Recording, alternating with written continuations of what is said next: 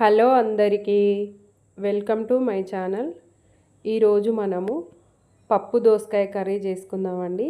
చపాతీలోకి, రైస్లోకి, రోటీలోకి అన్నిట్లోకి చాలా టేస్టీగా ఉంటుంది. ముందుగా ఒక గిన్నె తీసుకొని దాంట్లో ఒక కప్పు పెసరపప్పు వేసుకోవాలండి.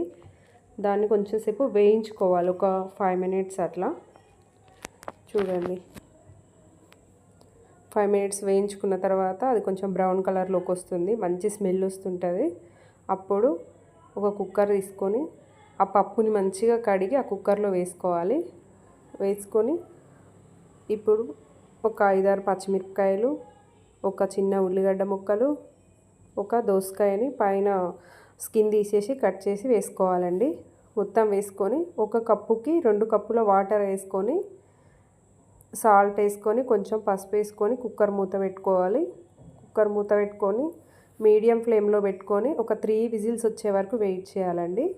3 విజిల్స్ వచ్చిన తర్వాత ఇలా మూత తీసి చూస్తే చూడండి, పప్పు మంచిగా ఉడికిపోయిందండి.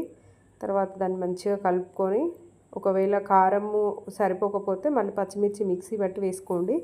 నాకు కారం సరిపోయింది, నేను వేసుకోలేదు. సాల్ట్ అవన్నీ చెక్ చేసుకొని ఇప్పుడు పోపు పెట్టుకోవాలి.